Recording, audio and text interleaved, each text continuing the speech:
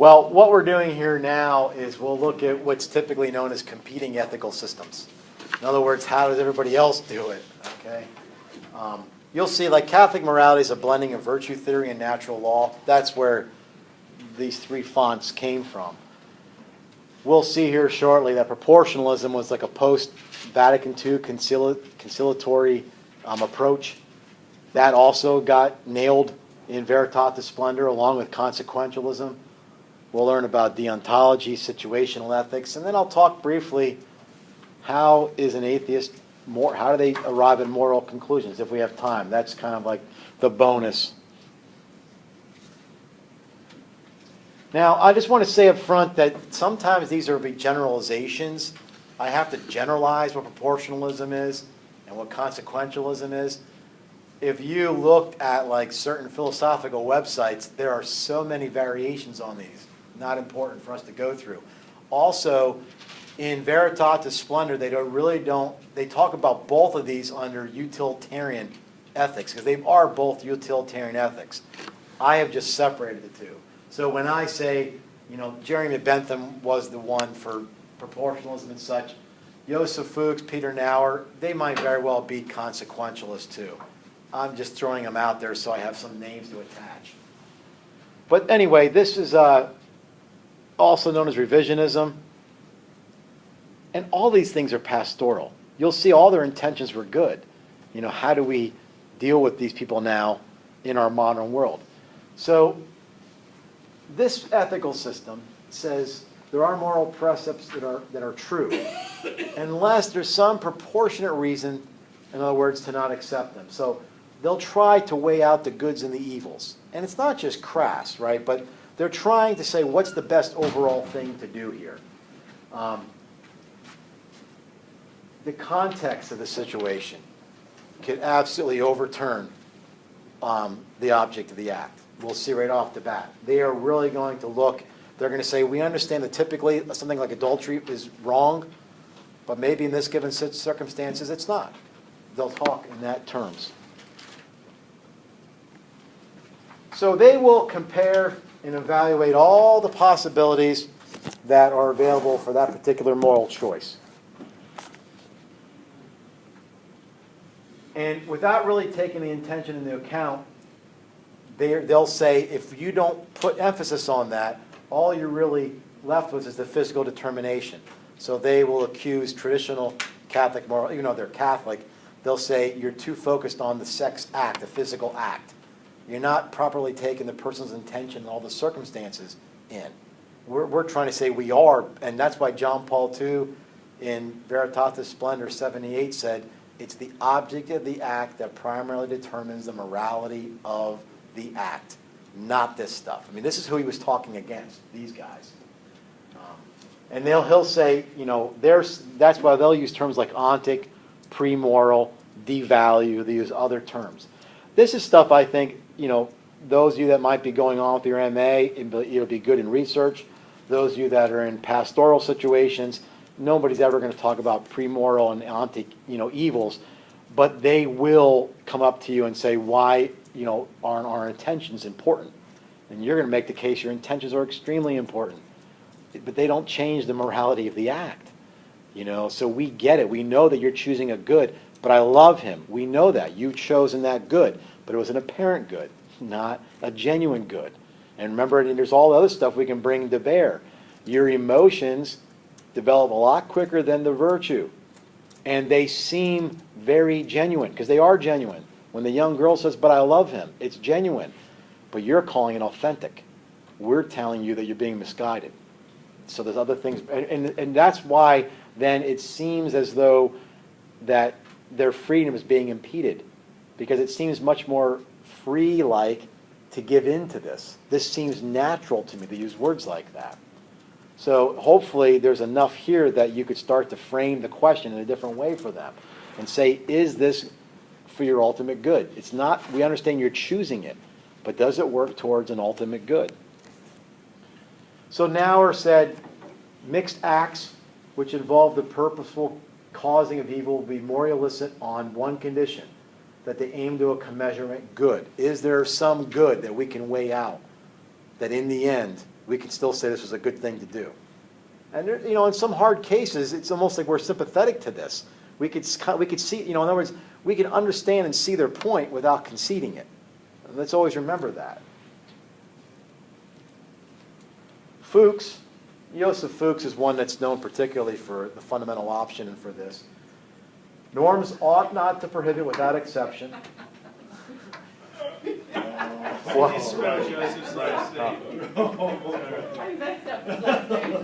Did I say a dirty word? No. She did. She signed it,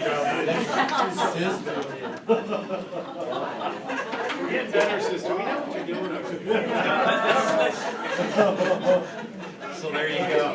What was the intent? Well, What was the intent? now the object of that's right, and the object of that act was a mistake, right? It wasn't. We'll leave that one alone.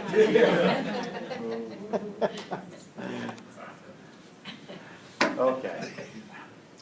So, in other words, they're saying that they believe that there's norms. They're not saying that there aren't norms out there. They're just saying there are reasons why they can be overridden by an intention and given particular circumstances. And I'll give you examples. On the next slide, I'll give you examples. And I think I tried to put them into the slide because it's good information for you to have. And the critiques of them. And if this seems a little confusing to you, that's okay. I think you ought to hear it. So they will call ontic, or these morals, as pre-evil if they lack a perfection to which we're aiming. There's something wrong there that's impeding our freedom. We have so many choices, they'll say. So to lack sight is like a physical evil. They're going to talk about ontic and moral evils in the same way. In other words, there's some limited perfection. Who knows? It could be in our familial structure. It could be in our religious understanding, in our social constructs. And just like a particular lack of a sense might handicap us in a physical evil, they're saying there's something else there that handicaps us, and we're calling those pre-moral evils. They don't count towards the object. Okay, that's what they're saying.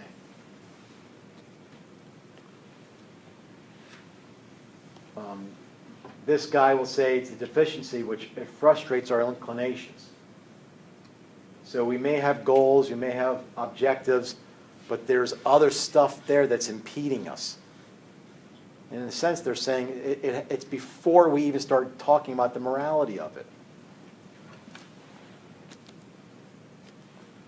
And a lot of this is nuanced, and you're not going to pick that up just from the few blurbs on these slides. So they call them creaturely limitations. They really use the word disvalue. That's the language they'll use. They'll say, look, it is true, sexual intercourse with someone other than your spouse, that's a moral evil. We get it. But it's not going to be an evil in every case. They say there could be some greater good that's being achieved. Proportionate. I had a friend who was a Protestant minister in the Church of the Brethren. He got ousted. They accused him of situational ethics. You'll see what that's coming up later. I don't know the level of abuse that the person was in, but they left the marriage and went and found safety in the arms of another person. That person was particularly okay. He came to me and said, how would you evaluate this on a moral aspect? I said, well, it's pure situation ethics.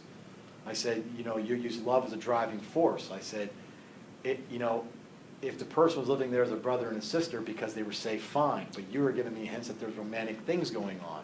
I said, okay, so you can't run from one, emotional distraught situation to another. That's not even psychologically good. I don't think a therapist would tell you that's a good situation. But you can't call that good. Yeah, but it was loveless. They were being, abused. Okay, we'll get out of the situation. We're not saying to stay in the situation. But you've added an element that they went somewhere else. And you were using that element that they have found some sort of love to override the adultery. It just doesn't happen like that. Could it be that this person winds up, like let's say from a Catholic point of view, that they never get an annulment? And that could be a tragic way to move through life. What do I do? I mean, there's some, we can spend a lot of time talking about how Pope Francis was speaking about this recently. But there are some scenarios that get to be pretty hard scenarios. What do we do?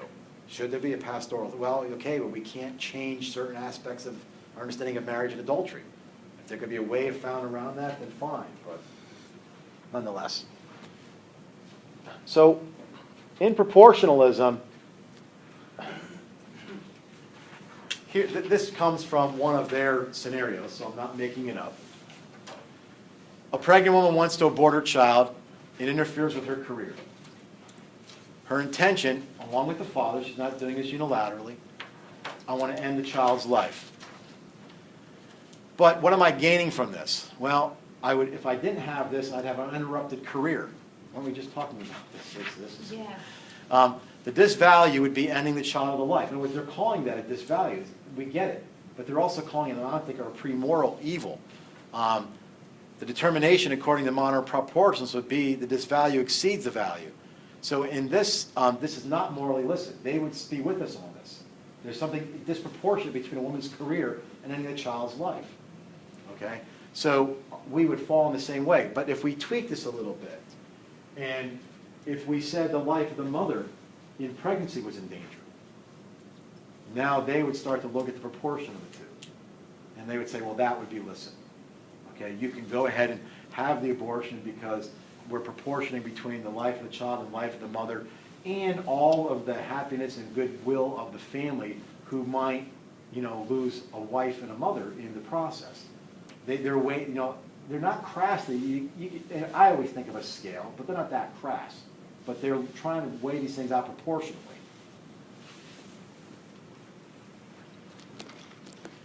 Okay. Our criticism is, first of all, it does not recognize an intrinsic evil. So things like Thomas Aquinas would have said about adultery, racism, and such, you'd have to make the case that there's situations where racism is okay. This is probably the easiest one to argue. How do you measure these things? How do I measure the happiness that the woman would give her children by continuing to be alive and being a mother and the child dying as a disvalue? These things are incommensurable. I can't put money values to them and say, well, this one's worth $20,000, that one's worth $20,000. How do I weigh these things out? It becomes very difficult. Thinking of the transcendentals and thinking it doesn't mean point of good here. No. Or truth. No. It's just like beauty and then that's it. You can see they're using even apparent goods here. They don't know how to really give an authentic answer to this. And, how do you know, if you're weighing two things out, in other words, if you were just trying to say, we use proportion in reasoning all the time. I don't know which college to go to. I don't know which degree to go into. Well, I'm going to weigh out cost. I'm going to weigh out availability. You're going to weigh out all kinds of things. And then you're going to try to make a determination. There's nothing wrong with that. But even in those situations, don't we often wonder, do I have all the facts? I get in a situation, all of a sudden, I didn't realize that. And, well, if I'd known that beforehand, maybe I would have made that choice. Well, how do we know in these situations that we've got all the things that are weighed in? We don't know all the things that can happen. And but the basic point is we don't know how to measure some things. I can't measure what is the value of having a mother for these two or this child dying as a good and a bad. How do I weigh those two things? Do I just simply say, well, the happiness of two children is more important than the life of one child? We're not disvaluing what it would be like to grow up motherless. That's a tragedy. But we also say this is murder on the other side of the coin. So it becomes very difficult to make these determinations. And we also have to be curious. She was ready to roll, wasn't she? Are we lining up with society? Are these goods that we find in society now? Maybe they won't be here in 100 years. Maybe they weren't here 100 years ago.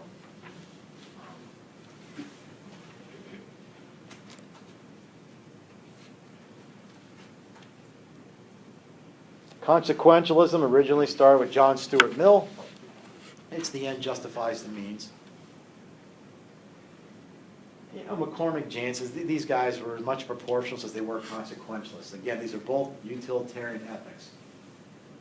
This says the rightness of an act is determined solely by the goodness of the overall consequences. That's why it's called consequentialism.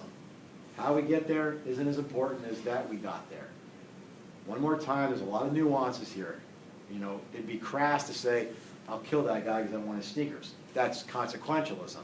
But a lot of consequentials aren't going to just agree with that, but there's a lot of nuance.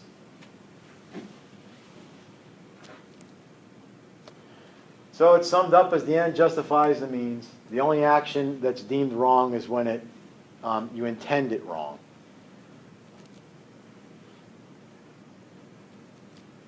McCormick uses what's known as a necessity principle. And this was to reduce crass consequentialism. It says any act of purposeful evil doing is to be considered necessary if refraining from it will give more harm, or if choosing it promises less harm. So they're using, this is why it's sort of proportional. I have an example on this, and I'm hoping someday somebody can help me fill in the facts behind it. I'll explain that. So the view of a moral consequentialist is how much can we spread happiness and relieve suffering or reduce it. We're trying to create freedom, promote the survival of the human species, preserve nature. There are consequentialists today. I was thinking about this earlier today, and like I think a lot of times we go to war with this in mind. Could be. Well, this is why, we didn't do just war theory, but this would be one of the problems against that, is you can't just, drop a bomb on a small village. Yes, you can kill the person you were looking for, and a lot of other people died. Yeah, but we got him. So it was worth doing it because the ends, getting him, justified the means by doing it. Yeah.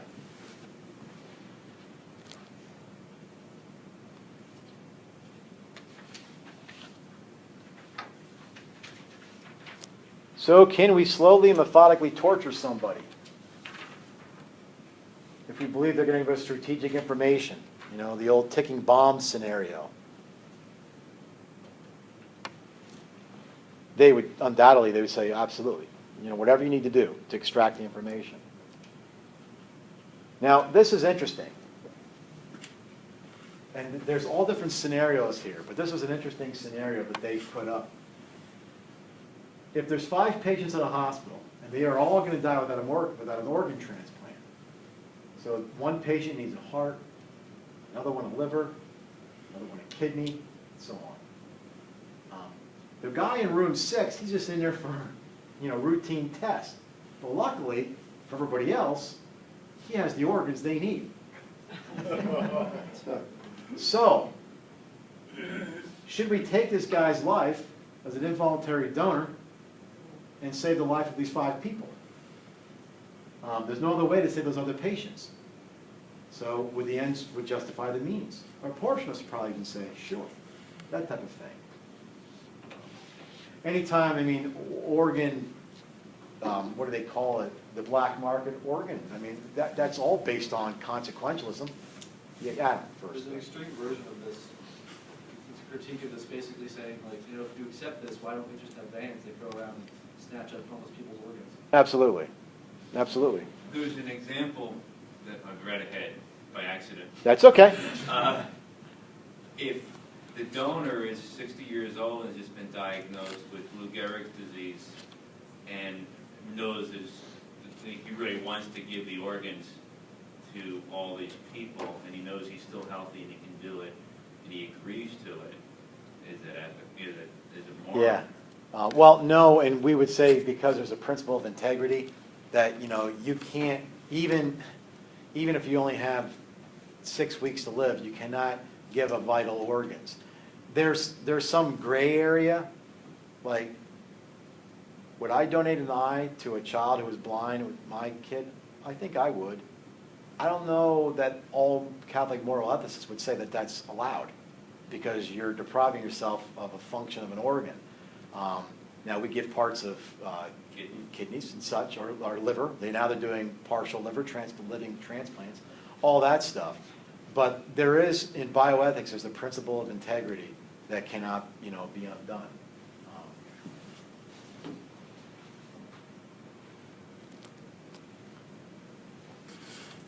This was the other part of the scenario. What if it was the doctor that wounded the 5 people? It was some mistake he did. and if he doesn't save their lives, then she would have killed them herself. Okay. So in this case, even if the doctor can disvalue killings by herself more than killing other people, the world seems better from her perspective if she still performs the transplants. So the only twist is now she's caused the pathology with the 5 individuals, and she will also have the responsibility of killing them, or this one person. So should she kill 5? You know, if you read like the trolley experiments and such, I mean, all this stuff comes into it. And there are so many variations on it. If you were the person that had control of the trolley, and there was a switch up front, and there was one person on that track and 5 people on this track, but you're heading for the 5, would you switch it to kill the 1? There's a scenario, I think Philippa Foot puts these out there. If you could throw one, and this is, I'm just saying what the scenario is. If you could throw one fat man off the bridge in front of the trolley and derail it, would you take that life? You know, they go on and on. The problem with these scenarios is they're never free choices. You know, and you're telling me I have to choose. Okay, you say that I'm the one that's controlled steering it. I'm not the one that set the people up on the tracks. I'm not morally culpable for what's happening here. You know, it doesn't matter how many times you say it. You know, that type of thing. Also the fact that, could you imagine those scenarios ever existing? I can't, but nonetheless. Okay, so the problem with these then, you're probably going to have to do evil to get good. And that's the first principle of morality. We don't do evil that good may come from it. There was a situation in Katrina about some of the residents of a hospital or patients in a hospital that they just knew that if they didn't have electricity or whatnot, that they would die. So the doctor went around and told the nurses to give potassium cinnamon, or just give potassium. Yes, I remember that. Them in order to keep whatever food they had in some of them for patients that would survive. Yeah. And the nurses were at a moral dilemma, whether ethically they should or shouldn't follow the doctor's order, not follow the doctor's order, considering the situation that they were in, and knowing how bad it was. And Yeah, I mean, that was involuntary euthanasia. I mean, there's no other way to say it, you know, although we get it. It's like, you know, they were choosing a good. You see, they didn't think they were doing something evil. They didn't say, let's go out and kill people. They were in a situation that that's where they were at. Yeah. And even though it was me, I'd be like, well, you shouldn't, and I'm not going to do it. That's right. I mean, if we held to this, there would be no such word as martyrs, because there would never be a compelling reason to take your own life. I mean, wouldn't it be better if I lived so that my family could have the benefit of me working, bringing in, I mean, we would, even without rationalizing it, we would always have a reason to say that there's something else there. But when the ultimate good is God, that type of thing. So in that situation, you know, the scripture is very clear. Do not do evil that good may come of it. So anyway. So you could see that's probably not a bad segue into this. We're going to have debates on what is good. You know, what is the best good? If we're going to just say that we need to do whatever we can to reach that good, we're going to have arguments over what really is that good. It's not like, you know, that whatever the consequence is. And you can't always predict the future consequences. Now, I'm a Twilight Zone fan. So what was the one where the guy had the bomb shelter and they were all trying to get in? So he's got enough room and supplies for his family. Yes. But everyone else doesn't have a bomb shelter and they want in. Yeah. Eventually force their way in. There's no actual bomb. Yeah, there's no problem. Or how about the scenario where those people that kind of like put themselves in suspended animation with these gold nuggets, Yeah, that's a good one. and they didn't realize that he likes those. Come on, he's stand up on this. And they wind up in a future where gold can now be produced, and they're killing each other for these things, so they don't realize, you know, that this is not, you know, in other words, we don't know the future consequences. And here's where I wish I read too much in varied places, I forget where I see it. So I'm not making this up, but I may not have all the facts right. But it's a good illustration. In a South American village, there were conservationists from the United Kingdom, Australia, and the United States that wanted to go and help these villagers change the way that they were making a living because they were fishermen. And they were depleting the reef, and they were going to kill the coral reef that was off the coast. So what they wanted to do was, how can we go down there and help these people? So what they did was they raised money, and they went down and they said, they're working 14-hour days, fishing constantly, not spending time with their family, making, I'll just make up, $10,000 annuals, whatever that was. So they got enough money and they turned them into pineapple farmers, gave them land. Their workday went from 14 down to 8 hours. And they were now going to be fishing, so the reef was going to be fine. And this way they'd make more money, they'd work less, spend more time with their family. That was the future consequences that they predicted. But what they didn't predict was that these people were not capitalists. So they thought that with their lower work hours, they would either take on more pineapple farming or buy out others and increase production and becoming even wealthier. But they were tickled pink that they were working, so many hours less and that they were making more money. Guess what they did with their spare time? They went fishing. Now, that's a true story. I just don't know all the facts behind it, and I forget where I read it. I've been looking for it ever since, but nonetheless. So even if we were consequentialists, do we really know that we predicted all these things? I mean, if I'm going to leave this particular spouse because I went to go loving here, do I know this is going to be better? Or have I just entered another wicked scenario? You don't know that. So you're making a lot of decisions on information that you don't have to begin with. And they just totally forget about the intention, except that I want to make, something in the end out of this. Again, the consequences for whom? I'm going to abort this young child so that I don't lose my job, because consequentialism will tell me that this is better for me. Okay, but what about the child's consequences? I mean, whose consequences are we really talking about here?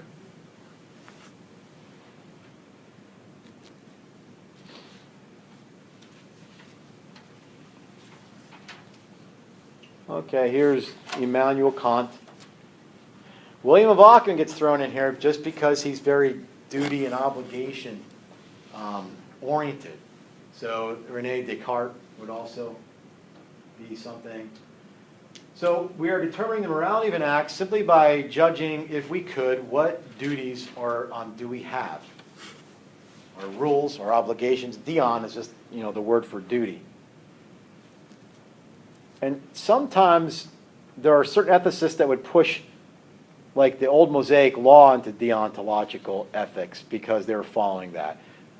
There's certain rules that we do follow, but it would not be real accurate to call us deontologists. We're basing stuff on virtue ethics and natural law, which, by the way, you'll see when we do natural law, this is what makes a Catholic's case compelling to the public square. We can meet people on their own terms. If we were fundamentalists, we would have to prove that the Bible is God's word and that you should abide by it. We don't have to start there. We can start by what's good in the design of the human person, what's good for the human individual. We're not saying our ethics is based only on reason. We're saying that we can use natural law arguments that are compelling. And then we could only see this matches exactly what a revelation is. So there's no disconnect between the two. So the categorical imperative is pretty much, you can't will something for yourself unless you can will it generally for all human persons. So lying is not good. We can say that a categorical imperative is that you should not lie. Because if we all lied, how would that make any of us know when or was not the truth?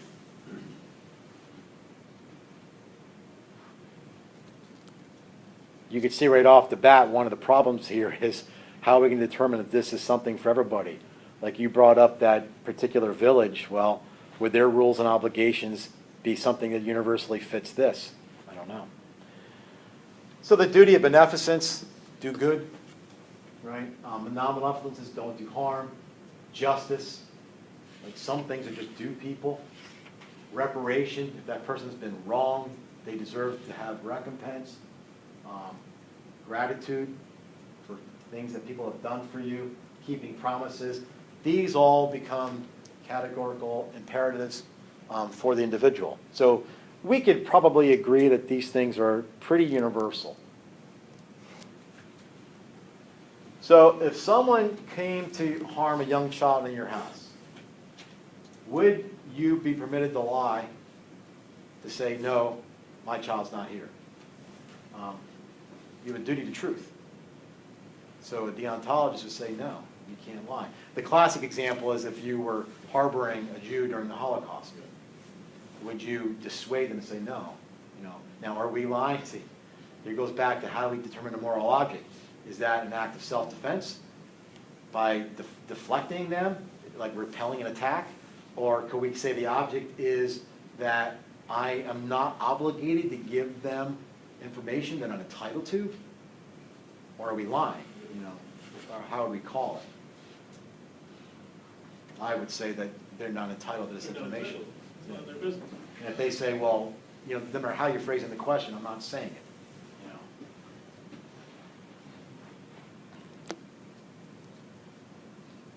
This really focuses on what we should do rather than the type of person we are from a virtue standpoint. We're not really concerned with how is this individual, what is their moral capacities as a human person? Have they grown in virtue? We're really just, it's not purely mechanical, but if you understand, what is behind Kant, everything is, reason-based. I mean, that's his thing. It also can't resolve conflicting duties. Because don't I also have a duty to protect my child? And I have a duty not to lie. What do? You turn into the robot that can't make a decision, you're just going to smoke out. And then is there a hierarchy to these things? Can I put these things on different levels? It gets very complicated. Wouldn't they say that there's a hierarchy in it? Well, some would. I mean, obviously, some would. Yeah. But could we agree on the hierarchy? I mean, is the protection of the child above truth? I mean, I don't know. I mean, we know, but we'd have a hard time laying that out if we were deontologists.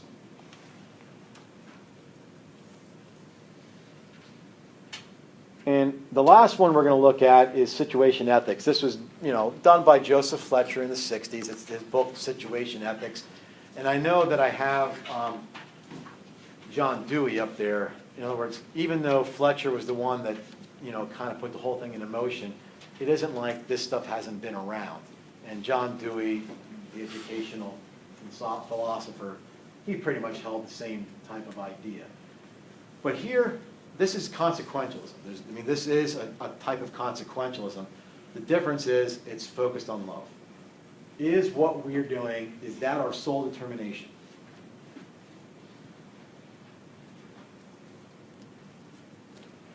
So if we're going to decide on an action, we're not going to look at rigid rules. We'll treat them as maybe basic guidelines, but we want the well-being of others. That's going to be the element that will determine our particular moral decisions and conclusions. Now, you could see the appeal to this. I mean, doesn't everybody want their decisions to be made on love? And if that person is in a lifeless, if they're in a loveless, emotionless marriage, are you telling me that that person has to stay in that marriage for the rest of their life and they can go with this person and be happy? Don't you want them to be happy? What kind of person are you? I mean, this is how it comes across. There's obviously problems with it, with it. And they will appeal to John, 1 John,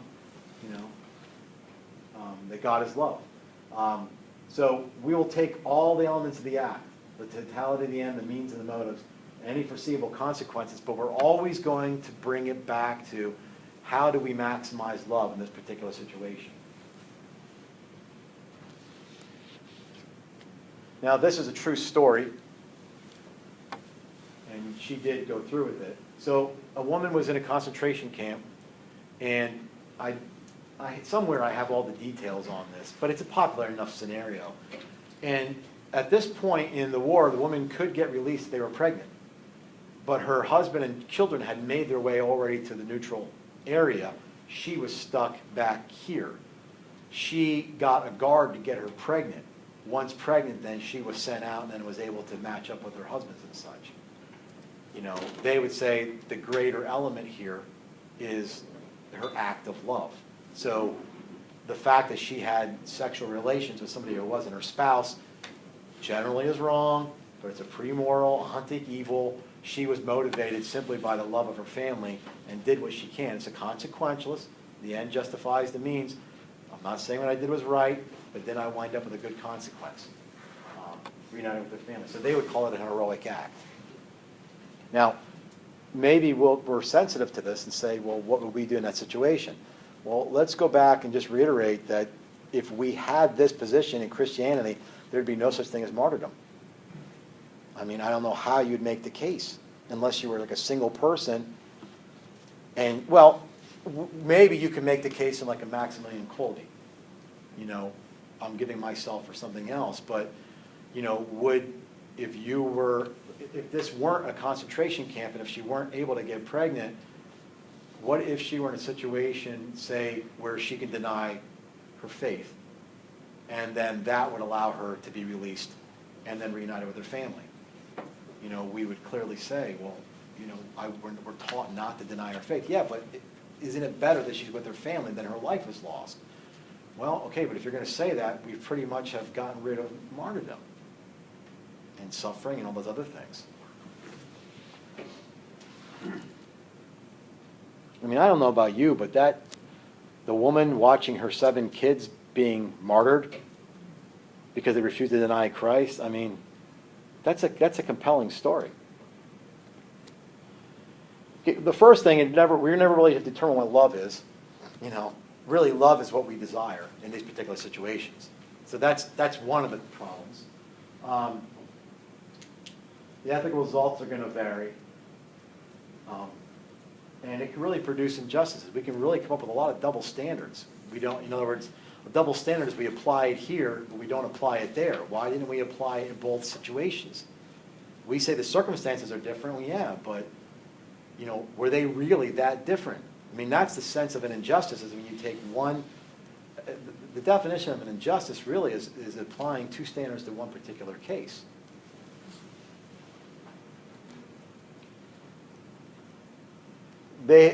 Joseph Fletcher has done away entirely with inherent goods and evils. He makes love the only goal. So the end will justify the means. And they're kind of unabashed about it. No, I guess I didn't see it there. It really just resembles acceptance.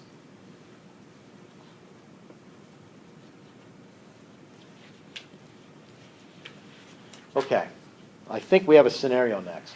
And the goal is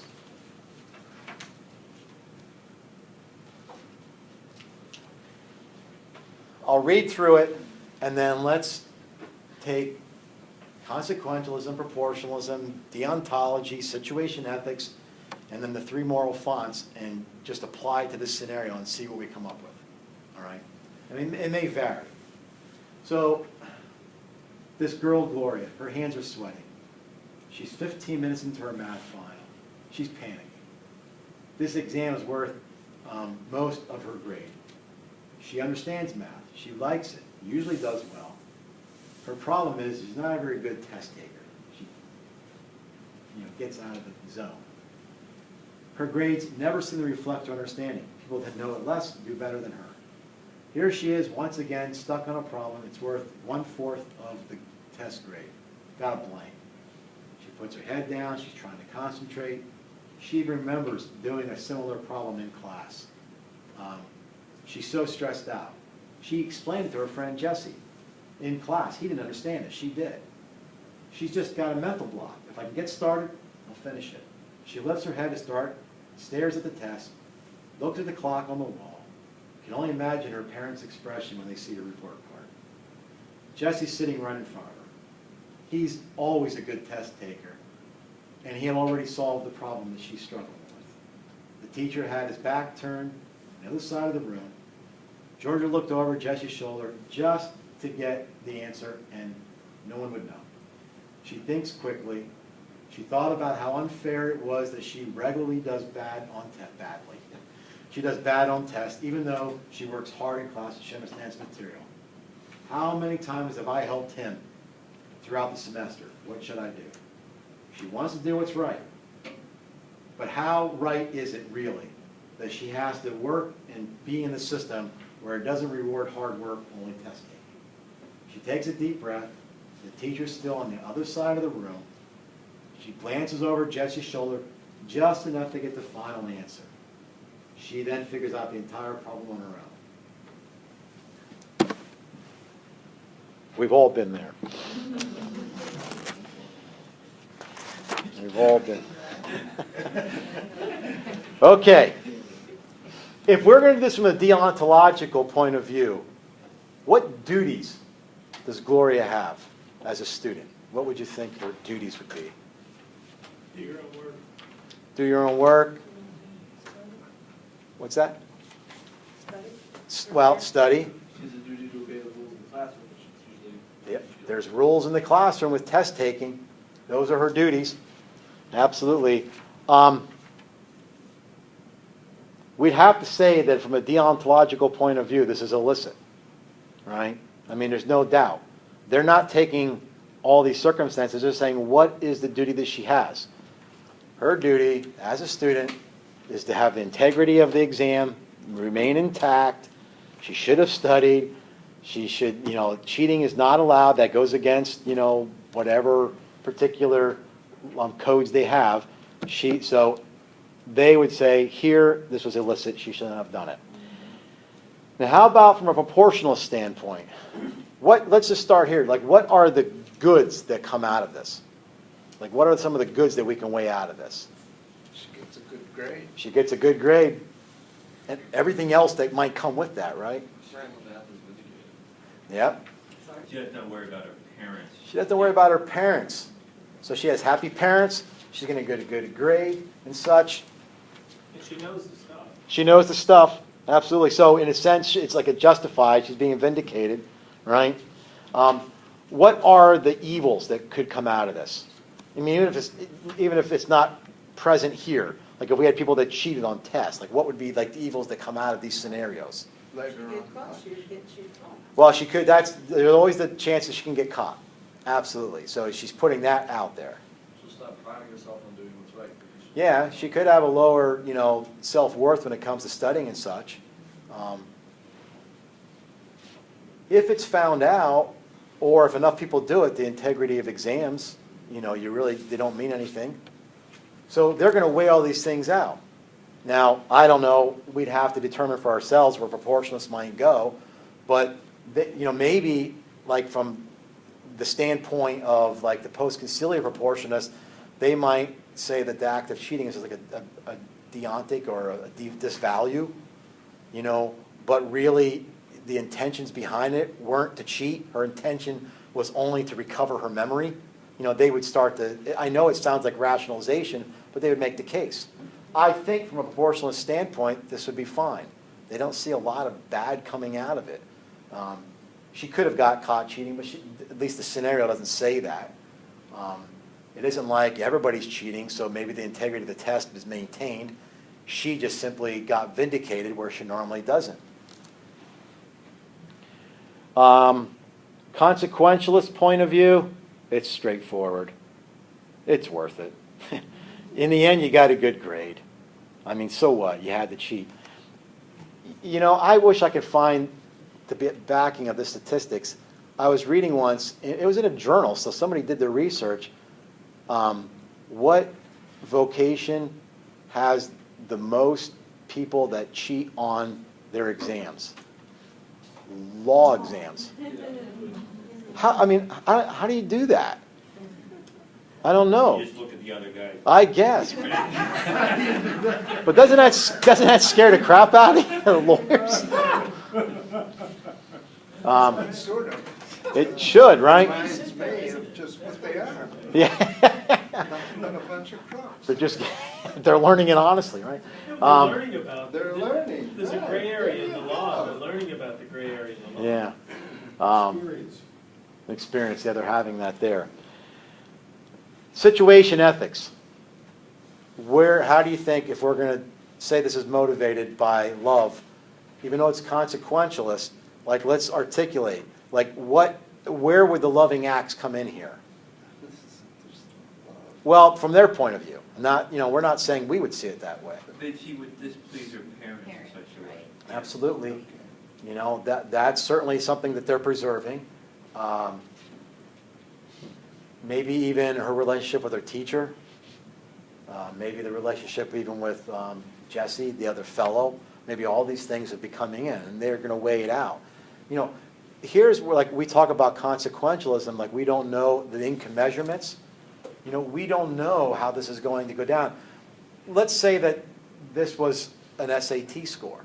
And let's say that she cheated and got a higher SAT and knocked off somebody that didn't quite the grade she did. How do we know how that has changed that person's trajectory? We don't know. I mean, there's so many income measurements. So even we say from consequentialism, who's benefiting from this? This is only from her point of view. Is the school benefiting from this, or the consequences of the school being brought into bear? I mean, these are the difficulties. Okay, so from a Catholic standpoint, how do we determine the moral object? What is happening? What we would say, this is what's happening. What would that be? Cheating. Yeah. Cheating that's the moral object of the act. Okay? What was her intention? Like, what did she intend to do here? Spark her memory. Now, there's multiple ones, right? So we're going to have more than one. So spark her memory. Again, what other intentions did she have? What was she concerned with? Failure. Parents' failure, getting a good grade. Now, is it a good intention to want to impress your parents? Yes. So we're not denying that her intentions were good here, right? Circumstances, we won't have to list them. But the fact that this was a high school, the fact that she has stage fright when it comes to test taking, the fact that the guy who she normally helps just was doing well and she happened to be sitting behind him, the fact that the teacher, when I used to teach high school, some of the kids would come to me and literally say, how could you not see these people cheating? It's like, because you guys are younger, faster, smarter, brighter, quicker, everything. I mean, they can, the difference. Like, right? My granddaughter always makes fun of my wife. She'll come up, she's 8 years old, and she'll put on my wife's glasses on the end of her nose, and she'll go, look, I'm an old person texting, and she'll start, doing this. But that's what we do, right? So if I had to use my phone to cheat in a room, it's like you guys all look the other way for the next 3 minutes, so I can figure out how to get this to work, and then I can't see because I need my glasses. But kids, they keep them up their sleeves, and they can take pictures, and I've seen it. They can take a picture of an exam and tweet it out before why we're just going like this. It's done. I had a principal who was telling a student that he refuses to have cell phones in this particular classroom. He was friends with the principal's kid, so he had the principal's number. The kid sat there with his hands in his pocket, and while he was talking, the principal got a text from the kid. He texted him with his hands in his pocket. Right? Well, so of course, I don't know why I was saying any of that, but yeah, we got. So it's like speeders. I mean, how many times people go over the speed limit and how many get caught, right? Well, it's the same that way here. So, so all the circumstances that surround this. So anyway, from a Catholic moral point of view, we'd say the moral object is cheating. From a proportionalist point of view, it seems like this woman's on the winning side of things. From a situational ethics and consequentialist, there's no doubt. We happen in this particular case to agree with the deontologists, although they had done it strictly from a duty point of view, that she had a duty, but we would say, but then she also have a duty to spend her parents' money well in high school and get to a college. How do you manage those conflicting duties? So you'll see on your quiz, you'll have to do something like this with the moral object, but I think you'll do fine with it. I added this just because I was watching, I just watch either like debates or read all the time, and they had atheists on talking about morality. And I thought it was pretty interesting. But the problem is they were critiquing Christianity. But they weren't critiquing a Christianity that we're learning here. They were critiquing fundamentalism. And I thought that's just not quite fair. So, you know, the question is do you think if I were an atheist, can I be an atheist and be moral? Well, that's not the right question. Of course you can be moral. I mean, that's what natural law says. The question is where do you get morality from? That's the question, okay? So how do you have an ethics without a God or an objective standard? Now, if you've read the Brothers Karamazov, this is a very famous quote. This is really how it is in the book. It says without God there could be no morality, but this is how it actually says it. He says, you know, what will become of men? Without God in the mortal life, can they not do what they like, right? Well, the point he's trying to make is not that an atheist can do whatever, although I've always said if I ever left Catholicism, I wouldn't go and find some box church. I'd go straight to hedonism. I mean, if there really is no God, why in God would you want to go to a lesser value? Let's just go for it and get it all in. So they will say, though, how they have developed ethics, they follow evolutionary ways, right? So an ethics is through rules of sociology, psychology, neurophysiology, and such, and they will govern the behavior of us as human species. This is from the American Atheist website. So Zindler will talk about what he calls there's enlightened self-interest. You know, everybody in the world, without a God, we still have a self-interest. All right? So we have developed some behavioral strategies to maximize the intensity and duration of our gratification. So he calls that an enlightened strategy. We practice it over a long period of time, so we have developed these morals. And they generate even greater amounts and varieties of pleasures and satisfactions. Really, does anybody, okay, the older folk you would know from KISS, Gene Simmons, he had a show a while back called Family Jewels or something. He referred to himself as an Epicurean hedonist, okay? And hedonist is just after pleasure. An Epicurean kind of mitigates it a little bit. In other words, a hedonist might say, my neighbor's wife is beautiful, I lust after her, I'm going to go and have my way. The Epicurean hedonist will say, okay, but what if the husband finds out? That might bring pain. A hedonist might say, I'm going to drink myself into oblivion. The Epicurean hedonist might be, don't drink yourself into oblivion because the pain tomorrow is going to undo the pleasure you had today, right? So they're saying, so really they've pursued natural and necessary desires, but we're trying to avoid discomfort. That's, you know, an atheist morality, but they say it's come through various sciences and they have agreed to it over times of evolution. There's also what they call moral contractualism. In other words, you've come to some agreement between everybody else. It's not like political contractualism, but nonetheless, you've made some sort of implicit, even if it's not an outright agreement with other people. There's basically two ways about this, and don't worry about who's Hobbes and Kant and such, but they call this Hobbesian contractualism. It's based on the idea that we have come up with some self-interested bargain or contract between individuals for individual gain. In other words, how can we both benefit from this? As long as we're both benefiting from this, fine. Kantian, I'm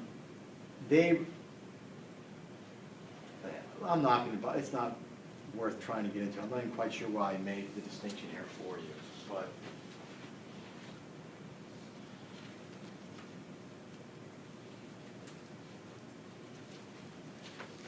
So then this guy comes along. I read his paper that he wrote, and he calls himself a hard atheist. In other words, I know that there is no God. I'm not wondering about this. It's not, well, I don't know that there's a God. It's, I know that there is no God. I put his point up there because he makes the point for us. Why do I accept hard atheism? Well, there's parallels between religion and morality, he says. They both are looking for imperatives or commands, and they're trying to apply them universally.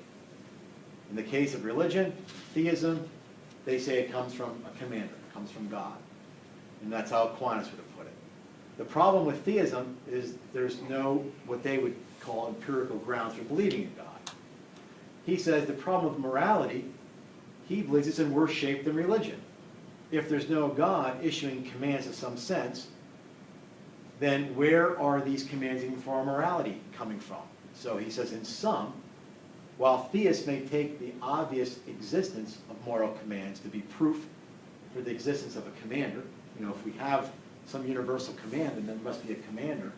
He goes, I will take the non-existence of a commander to say that there are no commands, aka there's no morality. He makes sense. I would agree with him 100%. If there is no God, then go right to hedonism and just avoid getting beat up by the guy next door or date people that you're bigger than their husbands. I don't know how to make it. But I think he makes a good point.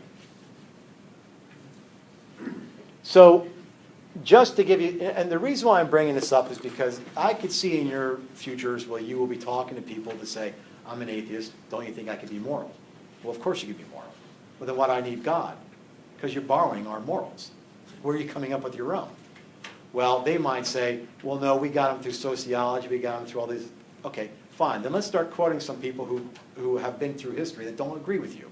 Okay, so here's the Tocqueville, right?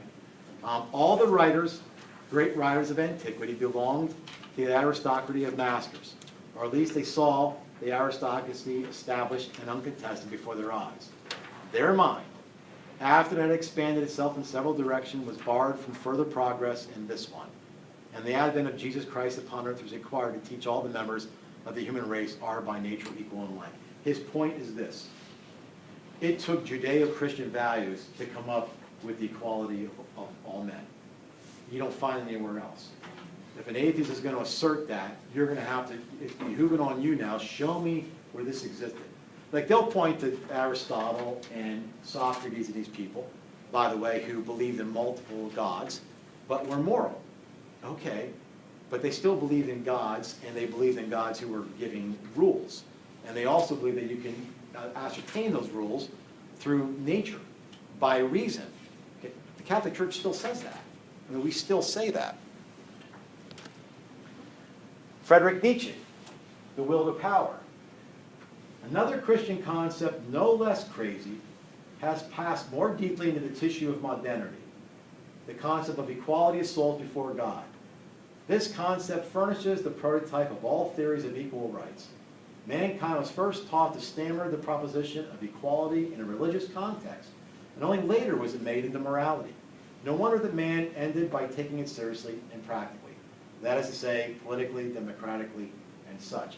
In other words, he's saying this came from religion. We don't know where else this could have come from.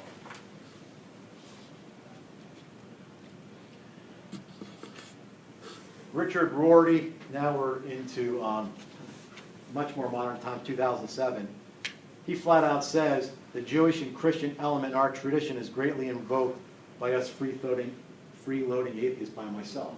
I mean, there are, in other words, you took our ethics. There's a whole series of books by, I can't think of his name right now, John Milbank, The Myth of Secularization. In other words, what we're calling secularization is really just an adoption of Judeo-Christian values in society that you are pretending you don't know where they came from. In other words, you just borrowed everything. You're a freeloader.